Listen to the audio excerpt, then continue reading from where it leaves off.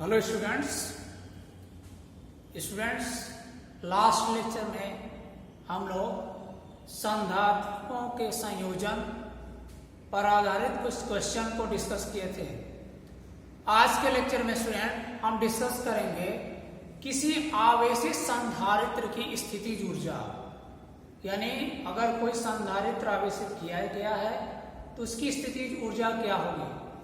ध्यान दीजिए स्टूडेंट, ये जो टॉपिक है इससे रिलेटेड हम एक टॉपिक ऑलरेडी पढ़ चुके हैं। क्या? किसी आवेशित चालक की स्थितिज ऊर्जा। जो टॉपिक हम लोग पढ़े हैं आवेशित चालक की स्थितिज ऊर्जा, सेम फार्मूला आएगा इस टॉपिक को भी डिस्क्राइब करने में। बस अंतर ये है, वहां एक चालक लिया जाएगा और यहां पर एक संधारित्र लिया जाएगा। स्टूडेंट, अगर बात करें आवेशित संधारित्र की स्थितिज ऊर्जा तो ध्यान दीजिए क्या होगा। किसी संधारित्र को आवेशित करने में हमें कुछ न कुछ कार्य करना पड़ता है, यानी किसी संधारित्र को आवेश देने में हमें कुछ कार्य करना पड़ेगा। यानी अगर जिस भी विद्युत स्रोत से संधारित्र को आवेशित किया जाता है वह विद्युत स्रोत क्या करता है? वर्क करता है इसको आवेशित करने में, और किया गया यह कार्य ही संधारित्र में स्थितिज ऊर्जा के रूप में संचित हो जाता है।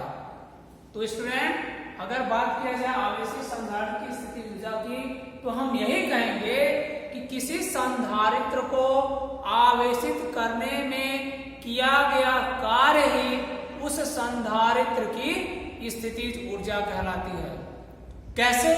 हमने क्या बताया, किसी संधारित्र को आवेशित करने में कुछ न कुछ कार्य करना पड़ता है, किया गया यह कार्य ही संधारित्र में स्थितिज ऊर्जा के रूप में संचित हो जाता है।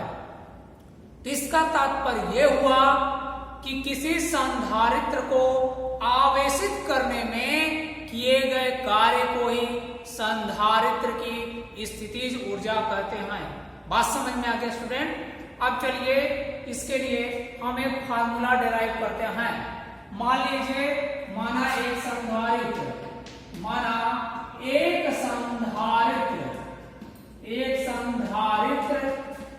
की धारिता, माना एक संधारित्र की धारिता कैपिटल सी है। आगे देखिए, संधारित्र को जैसे मान लिया गया, एक संधारित्र हमने लिया, एक संबंध आप विद्युत स्रोत से करते हैं, इसकी एक प्लेट का संबंध, और जबकि दूसरी प्लेट का संबंध आप क्या करते हैं? पृथ्वी से करते हैं ना। तो जब इस संधारित्र को, पहली प्लेट को विद्युत स्रोत की सहायता से आवेशित किया जा रहा है, आवेश इसकी प्लेट को दिया जा रहा है यहां से, यानी Q प्लस Q आवेश देना है, तो देते समय ये अचानक पूरा Q आवेश इस पे नहीं आ जाएगा, धीरे धीरे आवेश इस पे बढ़ता जाएगा। मान लिया जाए कि आवेशित करने की प्रक्रिया के दौरान क्या हो कि अगर किसी क्षण इसकी प्लेटों पर आवेश प्लस Q डैश हो, है ना, और माइनस Q डैश हो, ठीक है। ये आवेशित करने की प्रक्रिया के दौरान, ये नहीं हम कह रहे हैं कि इसके Q डैश ही आवेश है। जैसे क्या, मान लिया एक संधारित्र की धारिता C है तथा आवेशित या करने की प्रक्रिया के दौरान, आवेशित करने के प्रक्रिया के दौरान किसी क्षण इसकी प्लेटों पर आवेश, इसकी प्लेटों पर आवेश क्या है? आवेश Q डैश है तथा प्लेटों के बीच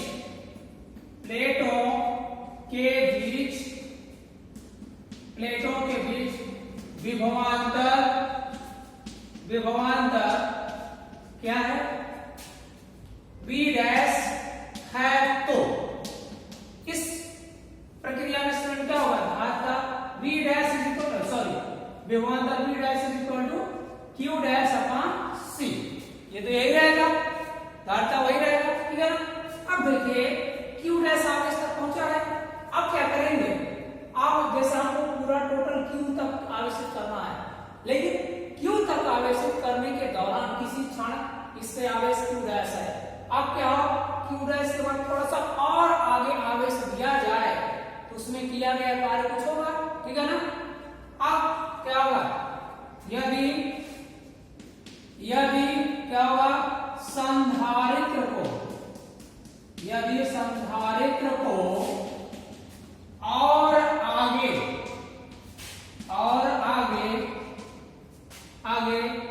तो डेल्टा Q आवेश या आप कह सकते हैं dq आवेश और आगे यानी Q डैश के बाद थोड़ा सा इसके बाद क्या, यानी इस आवेश की जगह क्या कर दिया जाए, Q डैश प्लस dq, ठीक है ना, कितना आवेश दे दिया जाए, ठीक है ना। Q डैश के बाद थोड़ा सा और आवेश इसको दे दिया जाए, तब इसकी धारता क्या हो जाएगी, या आप कह सकते हैं dq डैश तक दे दिया जाए, ठीक है। तो क्या हो जाएगा, और आगे dq आवेश देने में किया गया कार्य dw हो तो स्टूडेंट अगर बहुत ही सूक्ष्म आवेश dq दिया जा रहा है या dq डैश आवेश दिया जा रहा है, उस प्रक्रिया में क्या हो जाएगा स्टूडेंट, है ना, dq मान लीजिए देने में किया गया कार्य dw हो तो आप क्या जानते हैं, आप एक फार्मूला पढ़े होंगे V बराबर W अपॉन Q, तो W इज इक्वल टू क्या होता है, V इंटू Q होता है ना। इसी फार्मूले के बेसिस पे हम यहाँ क्या लिख सकते हैं, dW is equal to V dash into dQ। Potential में बहुत ज्यादा चेंज नहीं होगा, माइनर चेंजेस होगा, उसको निगलेक्ट कर सकते हैं, यानी उस दौरान इनकी प्लेटों के बीच पोटेंशियल डिफरेंस V डैश को ही कंसीडर किया जाएगा। अब यहाँ से V डैश की वैल्यू रखो, यहाँ पे V डैश की वैल्यू क्या होगा, Q dash upon C into dQ dW, ये हो गया स्टूडेंट। ये यहां तक तो वैल्यू मिल गया। अब क्या करें, देखिए अब क्या, इस संधारित्र की प्लेटों को जो आवेश दिया जा रहा है, 0 आवेश से यहाँ पर Q आवेश प्रदान करने में टोटल वर्क डन कितना होगा वो निकाला जाए, ठीक है। तो थोड़ा सा हम इसको इरेज करते हैं, फिगर के बारे में समझ गया हमने, ठीक है। चलिए आगे देखते हैं, यहां से क्या होगा, यहां से नीचे दिखेगा ही, लिख देते हैं, अतः संधारित्र को क्या, शून्य आवेश से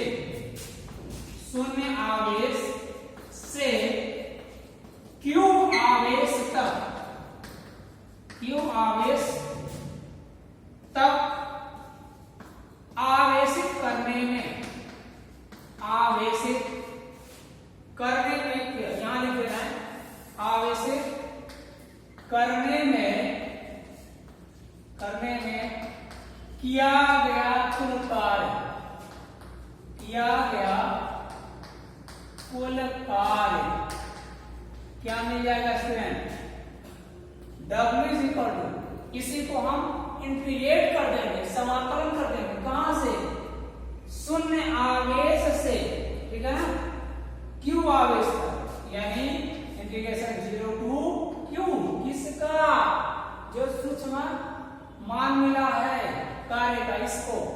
अब इसके बाद का dW का जो मान है उसको रखिए 0 टू, जो dW का मान रखो Q डैश अपॉन C, यह हो गया dQ, ठीक है। तो ये तो कांस्टेंट होगा, C बाहर निकाल लेंगे, 0 टू Q डैश dQ, ठीक है। अब इसका इंटीग्रेशन कर कर दीजिए, आवेश के रिस्पेक्ट में इसका इंटीग्रेशन करेंगे। इस फार्मूला को बताया हमने, इंटीग्रेशन x के पावर dx की वैल्यू x लगाते n + 1 बाय n + 1, जो पावर रहेगा उसमें एक जोड़ेंगे और नीचे वही जोड़ के लिखेंगे। जब लिमिट a टू b रहेगा तो यहाँ कोई कांस्टेंट नहीं आएगा, यहाँ लिमिट a टू b ऐसे लगा देंगे। ठीक है, ये फार्मूला होता है और इसी फार्मूले के बेसिस पे इसको ब्रेक किया जाए, यानी फार्मूला अप्लाई किया जाए, क्या मिल जाएगा स्टूडेंट, q डैश की जगह q डैश का स्क्वायर अब बाई 2 हो जाएगा, 1 पावर माना जाएगा। ये डैश है स्टूडेंट, ये डैश है तो इसके पावर 1 माना गया। यहाँ इसको देखिए एक पावर इंक्रीज किया, स्क्वायर कर दिया, नीचे वही कर दिया, लिमिट 0 टू q रख दिया। ठीक, 1/c।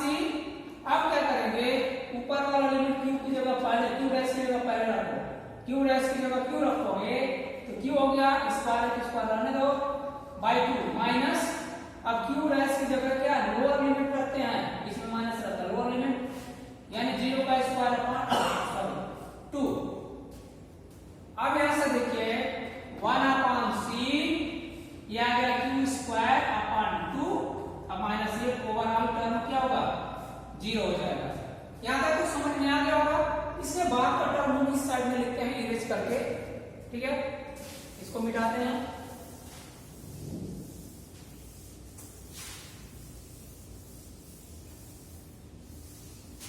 चलिए देखा जाए, मिटाने के बाद यहां देखिए, यहां तक अब इसके बाद क्या बन जाएगा, 1/c है, ये q स्क्वायर अपॉन 2, इसको हम लिख सकते हैं 1/2 q स्क्वायर अपॉन c। किया गया है कार्य, टोटल कार्य मिल गया। चूंकि अब लिखेंगे, चूंकि यही कार्य क्या होगा, आवेशित संधारित्र की स्थिति ऊर्जा होगी, इसलिए क्या होगा, चूंकि किया गया यह कार्य ही, किया गया यह कार्य ही क्या होगा, आवेशित संधारित्र की, आवेशित संधारित्र की स्थितिज ऊर्जा होगी, स्थितिज ऊर्जा होगी, स्थितिज ऊर्जा होगी। इसलिए क्या हो जाएगा, संधारित्र की स्थितिज ऊर्जा, इसलिए संधारित्र की स्थिति जो या आवेशित संधारित्र लिख सकते हैं, संधारित्र की स्थितिज ऊर्जा, स्थितिज ऊर्जा क्या मिल जाएगा, U बराबर W, यानी U बराबर half q square upon c। मिटा दें इसको, नीचे और भी हमको एक्सप्रेशन देना पड़ेगा, ये हो जाएगा आपका, यहां से देखिए क्या मिल गया, u equal to half q square upon c। पुनः आप जानते हो क्या, q is equal to cb होता है, पुनः q is equal to cb रखने पर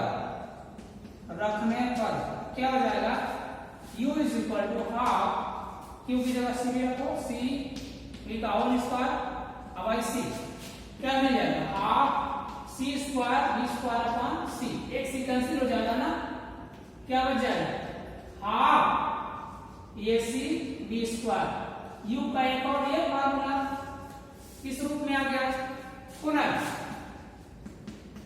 क्या होगा, अब b और q में चेंज किया जाए, c इज इक्वल टू क्या होगा, या फिर इसमें v की जगह क्या रख सकते हैं, q अपॉन c रख सकते हैं ना, v की जगह q अपॉन c रखेंगे तो c की जगह इस वाले फार्मूले में c की जगह रखा जाए, पुनः c is equal to q upon b sorry रखने पर, ठीक है, जैसे आप फार्मूला जानते हैं ना, q is equal to cb, वहीं से आवश्यकता अनुसार कहीं q is equal to cb रखेंगे, कहीं c is equal to q upon b रखेंगे, यानी फार्मूला का हर रो को निकाल लेंगे, क्या हो जाएगा, रख दिया जाए u is equal to half क्या होगा, c की जगह q अपॉन b रखो, तो यहाँ v स्क्वायर है, एक v से भी cancel, half q into v, ये मिल गया ना।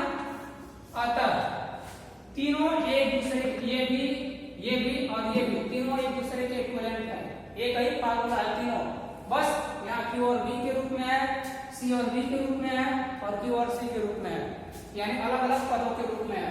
अतः क्या होगा, आवेशित संधारित्र की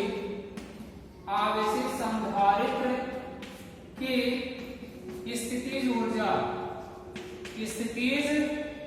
ऊर्जा क्या मिल जाएगा student, U is equal to half q square upon c is equal to half cv square is equal to half q into v। ठीक है, यानी तीनों रूप में संधारित्र की स्थितिज ऊर्जा का मान मिल गया। ठीक है स्टूडेंट, ठीक यही फार्मूला जब हम निकाले थे आवेशित चालक की स्थितिज ऊर्जा, बिल्कुल यही फार्मूला ऐसा, बस वहां क्या लिया गया था, वहां चालक लिया गया था और यहाँ पे हम संधारित्र के बारे में पढ़े। ठीक, ये कॉन्सेप्ट था आवेशित संधारित्र की स्थितिज ऊर्जा से संबंधित। ये टॉपिक हमने कंप्लीट डिस्कस कर दिया है। अगर आपको कोई कंफ्यूजन होगा, समझाते समय किसी टर्म में कोई कंफ्यूजन होगा तो आप कमेंट्स करके बताइएगा, हम उसको और एक्सप्लेन कर देंगे। ओके स्टूडेंट्स, तो आज के लेक्चर में बस इतना है, बाकी हम नेक्स्ट लेक्चर में डिस्कस करेंगे। Okay students.